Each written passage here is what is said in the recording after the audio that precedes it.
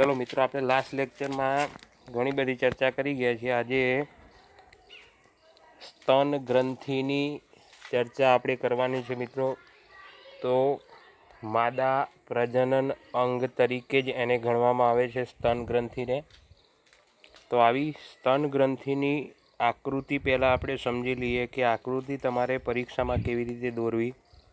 तो खास ध्यान आपजो कि आवी स्तन ग्रंथि मित्रों मादा शरीरनी अंदर एक जोड़ आवेली छे अने एमां शेना उपर आवेली छे तो मसल्स जे छे मसल्सनी उपर आवेली छे। आज मसल्स तमने देखाय छे, मसल्सनी उपर आवेली छे। पेक्टोरालिस मेजर स्नायु जे छे एना उपर स्तन ग्रंथि जे छे आखी पथरायेली छे, बराबर। अने ए पेक्टोरालिस मेजर स्नायु जे छे ए स्नायुनी वच्चे पांसळीओ जे छे ए पांसळीओ आवेली छे चोक्कस अंतरे अने बे पांसळीओ वच्चेनी जे जग्या छे जेने आंतरपासनी स्नायु तरीके आपणे ओळखीशुं। अने एना पछीनो जे भाग छे ए मित्रों याद राखजो अगत्यनो भाग के स्तन ग्रंथि जे छे ए अंदर चक्कर 15 થી 20 खंडोमां आवी विभाजित थयेली जोवा मळशे। आ जे खंडो तमने जे देखाय छे प्रत्येकने आपणे स्तन खंड तरीके ओळखीशुं। आ स्तन खंडो जे छे ए भेगा मळी अने स्तन कूपिकाओ बनावे छे। प्रत्येक खंडने आपणे कूपिका तरीके पण ओळखीशुं। अने ए बधा ज खंडो जे छे आगळ एक नलिकामां खुले छे जेने आपणे स्तन नलिका तरीके ओळखीशुं। ए स्तन नलिका आगळ जई अने तुंबिका आगळ जई अने बाह्य रचना जोईए मित्रों तो आगळ तमने एक कत्थाई जेवा रंगना आकारे निप्पलनी रचना जोवा मळी शकशे के जे निप्पल द्वारा दूधनो स्त्राव थाय छे। तो आवी रचना जे छे ए रचनाना केटलाक भागो आपणने आपेला छे आकृतिमां, ए भागो आपणे जोवाना छे। प्रत्येक भाग विषे आपणे चर्चा करीए शुं कहेवा मागे छे। तो स्तन ग्रंथि जे छे ए प्रस्वेद ग्रंथिनी रूपांतरित ग्रंथि छे। शुं छे? प्रस्वेद ग्रंथिनी रूपांतरित। एटले याद राखजो के ए पेक्टोरालिस मेजर मसल स्नायु जे छे एनी उपर पथरायेली छे। मैं आगळ चर्चा करी ए रीतना शरूआत जे छे ए मेजर स्नायुथी थशे। आवी स्तन ग्रंथि जे छे ए बधी ज मादानी लाक्षणिकता छे, प्रजनन अंग तरीके ज एने ओळखवामां आवे छे। हमेशा जोड़मां आवेली रचना छे, बराबर। अने आ उपरांत हमेशा ए जुदी जुदी ग्रंथिओ आपणे जे जोईए छीए के स्तन ग्रंथि छे एमां एनी अंदर चोक्कस प्रमाणमां चरबीनुं प्रमाण आवेलुं छे अने ए चरबी उपरना भागे आपणे आकृतिमां जोई छे ए रीतना के उपरना भागे चरबीनी रचना आपणने जोवा मळशे। बाह्याकार दृष्टिए जोईए आपणे तो उपसेली रचना आपणने जोवा मळे। मध्यमां बहारनी रचनामां आपणने निप्पल जोवा मळशे, निप्पलनी रचना के जे रंजक द्रव्यो धरावती छे अने केवा रंगनी छे, घेरा गुलाबी के आछा कत्थाई रंगनी आपणने जोवा मळशे। जे घेरा के आछा कत्थाई रंगनी तमने जे रचना जोवा मळे छे ए रचनानुं नाम छे परिवेश, बराबर। शुं कहीशुं एने? परिवेश तरीके पण ओळखीशुं। अने एनी अंदरनी रचना आपणे जोई तो प्रत्येक खंडोमां विभाजित छे। ए 15 થી 20 खंडोमां विभाजित छे जेने आपणे स्तन खंडो तरीके ओळखीशुं। अने ए स्तन खंडो जे छे ए स्तन खंडो कूपिकाथी स्तन कूपिकाओथी ओळखाता समूहथी बनेली रचना छे, बराबर। आवी कूपिकाओ जे छे ए जे कंई दूधनुं निर्माण थतुं हशे ए कूपिकाना पोलाणमां संग्रह पामशे अने ए कूपिकाओ आगळ जशे अने आगळ जई अने ए स्तन नलिकामां खुलशे, बराबर। अने वाराफरती बधी नळीओ भेगी मळी अने एक स्तन नळी बनावशे अने आ स्तन नळी जे छे ए स्तन तुंबिका आगळ जेम जोयुं आपणे एम स्तन तुंबिका बनावशे अने जे दुग्ध नळी साथे जोडायेल छे अने एनो स्त्राव जे छे ए मादा शरीरनी स्तन ग्रंथिनी बहार जे छे ए दूधनो स्त्राव थशे, बराबर। तो आवी स्तन ग्रंथि टूंकું लखाण छे मित्रों अने आवड़ी जाय एवुं लखाण छे। खाली आकृति याद राखशो तो आकृति उपरथी लखाण तमने आवड़ी जशे 100%। बीजो प्रश्न परीक्षामां पूछाई शके छे। हवे आपणे आवीशुं के નર પ્રજનન તંત્ર અને માદા પ્રજનન તંત્ર બંનેની રચના આપણે જોઈ ગયા. હવે આની અંદર જનન કોષોનું નિર્માણ કેવી રીતે થતું હશે કે જો નર પ્રજનન તંત્ર હતું તો નર પ્રજનન તંત્રમાંથી નર જનન કોષો એટલે કે શુક્રકોષોનું નિર્માણ થશે, જ્યારે માદા પ્રજનન તંત્ર છે કે એની અંદરથી અંડકોષોનું નિર્માણ થશે. હવે આ બંનેને ભેગા બોલવા હોય તો આપણે જન્યુજનનની ક્રિયા તરીકે ઓળખીશું. બરાબર, એ જન્યુજનન એટલે જનન કોષોનું નિર્માણ. તો આવા જન્યુજનન જે છે આપણને ખબર છે મિત્રો કે લિંગી પ્રજનન કરતા જે પ્રાણીઓ હોય એ પ્રાણીઓની અંદર જ જોવા મળશે. આપણા પ્રાણીસરની વાત કરીએ તો આપણી જ વાત કરીએ મનુષ્યની, તો એની અંદર 2 પ્રકારના કોષો હશે. કેટલા પ્રકારના? 2 પ્રકારના. એક હશે દૈહિક કોષ અને બીજા હશે જનન કોષો. બરાબર, તે દૈહિક કોષો જે છે એ આપણા દેહનું નિર્માણ કરશે અને જનન કોષો જે છે એ આપણા જન્યુઓનું નિર્માણ કરશે. તો દૈહિક કોષો તો આપણને ખબર છે કે જુદા જુદા અંગો આપણા શરીરના બનાવે છે અને એ માત્ર ને માત્ર સમવિભાજન એની અંદર જોવા મળશે.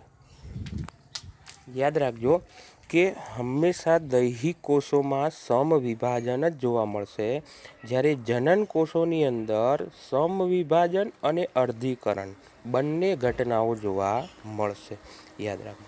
એમાં નર જનન કોષ હશે તો શુક્રાણુ અથવા તો શુક્રકોષ તરીકે ઓળખાશે. આવી શુક્રકોષો ઉત્પન્ન થવાની ક્રિયા હોય તો એને શુક્રકોષ જનન તરીકે ઓળખીશું. અને માદા પ્રજનન તંત્રની અંદર અંડકોષ ઉત્પન્ન થવાની જે પ્રક્રિયા છે જેને અંડકોષ જનન તરીકે ઓળખીશું. બરાબર, તો જન્યુજનનની પ્રક્રિયા ટૂંકમાં 2 માર્ક્સમાં પ્રશ્ન પૂછાઈ શકે તો જન્યુજનન તમને આવડવું જોઈએ કે બધા લિંગી પ્રજનન કરતા પ્રાણીઓમાં જ જોવા મળશે. 2 પ્રકારના કોષો હોય, દૈહિક કોષો અને જનન કોષો. દૈહિક કોષો હંમેશા સમવિભાજન જોવા મળે, જનન કોષોમાં સમવિભાજન અને અર્ધીકરણ બંને જોવા મળશે. નર જનન કોષો હોય તો શુક્રકોષ તરીકે ઓળખાય, માદા જનન કોષ હોય તો અંડકોષ તરીકે ઓળખાશે. અને શુક્રકોષ ઉત્પન્ન થવાની ક્રિયા શુક્રકોષ જનન અને અંડકોષ ઉત્પન્ન થવાની પ્રક્રિયાને અંડકોષ જનન તરીકે ઓળખીશું. મિત્રો, હવે આપણે આ બંને પ્રક્રિયા જોવાની છે કે શુક્રકોષ જનન શું છે અને અંડકોષ જનન શું છે. તો એના પછીનો નેક્સ્ટ ક્વેશ્ચન છે કે શુક્રકોષ જનન શું છે. બરાબર, તો શુક્રકોષ જનનની પ્રક્રિયા શું છે તો પહેલાં આપણે એનું નિર્માણ કેવી રીતે થાય છે એ આપણે જોઈશું. તો તમે આગળ મિત્રો આંતરિક રચના જોઈ છે શુક્રોત્પાદક નલિકાની. તો શુક્રોત્પાદક નલિકાની તમે રચના જોઈ હશે તો આમાં તમને વધારે ખબર પડશે. તો શુક્રોત્પાદક નલિકાની રચના આપણે જોઈ હતી, એમાં આપણે જોયું હતું કે 2 પ્રકારના શુક્રકોષો ઉત્પન્ન થતા હતા. બરાબર, એક તો આદિ શુક્રકોષો, બરાબર, કે જે શુક્રકોષ જનન દ્વારા શુક્રકોષો ઉત્પન્ન કરે છે. આવા શુક્રકોષો જે છે એ આપણને એ તો ખબર પડી ગઈ કે આદિ શુક્રકોષ છે એની અંદરથી ઉત્પન્ન થવાના. ક્યારે ઉત્પન્ન થશે તો હંમેશા મિત્રો યૌવન આરંભ એટલે કે તરુણા અવસ્થાની ઉંમરમાં પ્રવેશ કરશે એ સમય દરમિયાન આવા શુક્રકોષો ઉત્પન્ન થવાની શરૂઆત થશે. આકૃતિ પણ આપણને આગળના પ્રશ્નમાં આપી દીધેલી છે, જોઈ શકીએ છીએ આપણે આકૃતિ પર. આવી શુક્રકોષ જનનની પ્રક્રિયા જે છે એ મિત્રો મુખ્ય 2 તબક્કામાં જોવા મળશે આપણને. એક તો છે પહેલાં જોઈશું પ્રશુક્રકોષોનું નિર્માણ અને પછી જોઈશું શુક્રકોષોમાં રૂપાંતર થવાની પ્રક્રિયા જે છે એને શુક્ર કાયાંતરણ તરીકે ઓળખીશું. એમાં પહેલું જોઈએ આપણે પ્રશુક્રકોષોનું નિર્માણ શું છે. તો પ્રશુક્રકોષોનું નિર્માણ જે છે એ આદિ શુક્રકોષોમાંથી એટલે કે નર જનન કોષો જે છે એમાંથી શુક્રકોષો ઉત્પન્ન કરે છે, જે પ્રાથમિક જનન કોષ તરીકે પણ આપણે એને ઓળખી શકીએ. પ્રશુક્રકોષને આપણે પ્રાથમિક જનન કોષ તરીકે પણ ઓળખી શકીશું. આવા પ્રાથમિક જનન કોષો એ શુક્રકોષોના નિર્માણ માટે 3 તબક્કામાંથી પસાર થશે. કેટલા તબક્કામાંથી? 3 તબક્કામાંથી. જ્યારે આદિ શુક્રકોષોમાંથી શુક્રકોષોનું નિર્માણ થવાની જે ઘટના છે એના માટે 3 તબક્કા જે છે એ 3 તબક્કામાંથી પસાર થશે. તો યાદ રાખજો કયા કયા તબક્કા છે. એક તો છે ગુણન તબક્કો, બીજો નંબર છે વૃદ્ધિ તબક્કો અને ત્રીજો નંબર છે પરિપક્વ તબક્કો. બરાબર, કયો નંબર છે? પરિપક્વ તબક્કો. તો આપણે 3 તબક્કાની અંદર એની રચના આપણે જોઈશું. તો પહેલું આપણે પ્રશુક્રકોષોના નિર્માણમાં પહેલો તબક્કો જોઈએ આપણે ગુણન તબક્કો. તો યાદ રાખજો ગુણન તબક્કામાં તમને શુક્રોત્પાદક નલિકાની રચના યાદ હોવી જોઈએ. આદિ શુક્રકોષો જે છે એ શુક્રોત્પાદક નલિકાઓની દિવાલની અંદર જોવા મળશે. ક્યાં જોવા મળશે? શુક્રોત્પાદક નલિકાની અંદર. તો શુક્રોત્પાદક નલિકા હું તમને ફરીથી પાછું યાદ કરાવી દઉં. આગળ આપણે જોઈ ગયા છીએ છતાં પણ ફરીથી યાદ કરાવી દઉં કે આપણે શુક્રપિંડની આંતરિક રચના જોઈ, એમાં તમને જે ખંડોયુક્ત રચના જોવા મળી હતી. અંદર નાના નાના ઘણા બધા ખંડો હતા, 250 જેટલા ખંડો તમને જોવા મળ્યા હતા. એ પ્રત્યેક ખંડની અંદર જાળી જેવી જે રચના હતી એને આપણે શુક્રોત્પાદક નલિકાઓ તરીકે ઓળખતા હતા. આ શુક્રોત્પાદક નલિકાની દિવાલની અંદર આપણને આદિ શુક્રકોષો જોવા મળશે. જે શુક્રકોષો આદિ શુક્રકોષો જે છે એ સમસૂત્રી ભાજન દ્વારા ગુણન પામી અને સંખ્યામાં વધારો કરશે. એટલે સમસૂત્રી ભાજન એટલે શું થશે? 1માંથી 2, 2માંથી 4, 4માંથી 8 એ રીતના સમસૂત્રી ભાજનની પ્રક્રિયા થઈ અને એની સંખ્યામાં શું થશે? વધારો થશે. એક વસ્તુ યાદ રાખજો મિત્રો કે આદિ શુક્રકોષ જે છે હંમેશા કેવી રચના ધરાવશે? દ્વિકીય રચના ધરાવે. કેવી રચના ધરાવશે? દ્વિકીય. દ્વિકીય રચના ધરાવે એટલે હંમેશા એમાં રંગસૂત્રો કેટલા હશે? 46. એટલે 23 જોડ રંગસૂત્રો હોય. શરૂઆતમાં 23 જોડ રંગસૂત્રો જોવા મળશે. એટલે ગુણન તબક્કામાં તમારે એ યાદ રાખવાનું છે ખાલી કે આદિ શુક્રકોષોનું સમસૂત્રી ભાજન થાય અને એની સંખ્યામાં વધારો થશે અને શરૂઆતમાં 46 રંગસૂત્રો ધરાવતો હશે. બરાબર. બીજા નંબરમાં આવશે વૃદ્ધિ તબક્કો. તો વૃદ્ધિ તબક્કામાં અહીંયા તમને શુક્રોત્પાદક નલિકાની રચના આપેલી જ છે. બરાબર. તો વૃદ્ધિ તબક્કામાં શું થશે? તો અહીંયા જોઈ શકો તમે આદિ શુક્રકોષો જે છે શરૂઆતમાં જે છે ગોઠવાયેલા છે. બરાબર. એ આદિ શુક્રકોષો એની સંખ્યામાં ધીમે ધીમે વધારો થતો જશે આમાં અને એની સંખ્યામાં સમસૂત્રી ભાજન દ્વારા વધારો થશે. બીજા નંબરમાં છે વૃદ્ધિ તબક્કો. તો વૃદ્ધિ તબક્કામાં શું થશે? તો આદિ શુક્રકોષો જે છે એ મોટા જથ્થામાં પોષક દ્રવ્ય અને ક્રોમેટિન દ્રવ્ય ભેગું કરશે. બરાબર. પોષક દ્રવ્ય પણ ભેગું કરશે પોષણ માટે અને ક્રોમેટિન દ્રવ્ય પણ ભેગું કરશે. અને આવો આદિ શુક્રકોષ જ્યારે પોષક દ્રવ્ય અને ક્રોમેટિન દ્રવ્ય ભેગું કરી લે ત્યારે હવે એ પ્રાથમિક પૂર્વ શુક્રકોષ તરીકે ઓળખાશે. કેવા શુક્રકોષ તરીકે ઓળખાશે? પ્રાથમિક પૂર્વ શુક્રકોષ. યાદ રાખો. એટલે આ પ્રાથમિક પૂર્વ શુક્રકોષ જે છે એ આપણે આગળ જોઈ ગયા છીએ કે સર્ટોલી કોષો જે છે એમાંથી પોષણ મેળવતો હશે. બરાબર. તો બીજા તબક્કામાં તમારે આટલું યાદ રાખવાનું છે વૃદ્ધિ તબક્કામાં. ત્યાર પછી નંબર 3 છે પરિપક્વ તબક્કો. તો પરિપક્વ તબક્કો જે છે એ જે પ્રાથમિક પૂર્વ શુક્રકોષો કહેવાતા હતા એ આદિ શુક્રકોષો હવે ધીમે ધીમે અર્ધસૂત્રી ભાજન પૂર્ણ કરશે અને એકકીય કોષોનું નિર્માણ કરશે. પહેલાં દ્વિકીય હતા જે એ હવે અર્ધસૂત્રી ભાજન અર્ધીકરણ થશે અને અર્ધીકરણ બાદ એકકીય કોષોનું નિર્માણ કરશે. અને એકકીય કોષો નિર્માણ કરશે એટલે હવે એ પ્રાથમિક પૂર્વ શુક્રકોષ હતા એ શેના તરીકે ઓળખાશે? તો એ હવે આપણે ઓળખાશે દ્વિતીયક પૂર્વ શુક્રકોષ. બરાબર. ધીમે ધીમે આગળ વધતા જશે.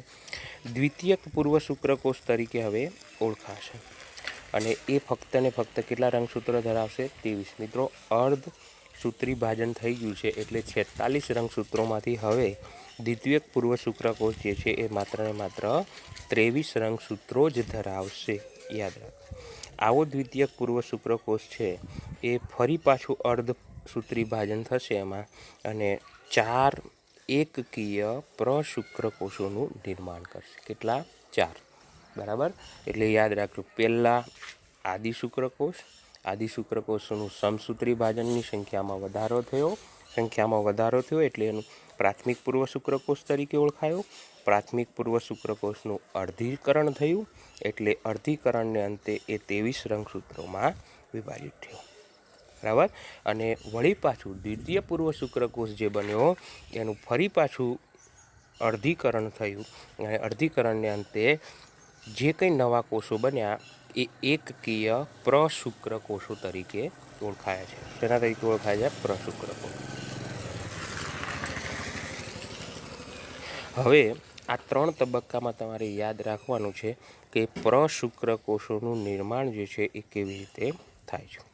બીજો તબક્કો હતો મિત્રો શુક્ર કાયાંતરણ. તો બિલકુલ શોર્ટ છે, એ તો આવડી જાય એવું છે. શુક્ર કાયાંતરણ કોને કહેવાય? તો જે પ્રશુક્રકોષો બન્યા એમાંથી શુક્રકોષોનું નિર્માણ થવાની જે પ્રક્રિયા છે, પ્રશુક્રકોષમાંથી શુક્રકોષો રૂપાંતર થવાની જે ક્રિયા છે એને શુક્ર કાયાંતરણ તરીકે ઓળખીશું. બરાબર. આવા શુક્રકોષોનું શીર્ષ એ સર્ટોલી કોષોમાં સ્થાપિત થયેલું હોય છે અને શુક્રોત્પાદક નલિકાઓમાંથી અંતે શું થઈ જશે? મુક્ત થઈ જશે. આવા શુક્રકોષ મુક્ત થવાની ક્રિયા જે છે એને સ્પર્મિએશન તરીકે પણ ઓળખીશું અથવા તો શુક્ર કાયાંતરણ તરીકે ઓળખીશું. તો આ વસ્તુ યાદ રાખજો મિત્રો કે ધીમે રહી અને તમને પછી આવા પૂંછડી જેવા દેખાતા શુક્રકોષો તમને જોવા મળશે. પ્રશુક્રકોષમાંથી પૂંછડી જેવા શુક્રકોષોની રચના જોવા મળશે. બરાબર. તો આ થયું તમારું શુક્રકોષ જનનની પ્રક્રિયા. હવે નેક્સ્ટ ચેપ્ટરમાં તમે જોશો કે શુક્રકોષ શું છે એ. બરાબર. શુક્રકોષની આ એક પૂંછડીવાળો એક શુક્રકોષ છે, એની રચના આપણે જોઈશું.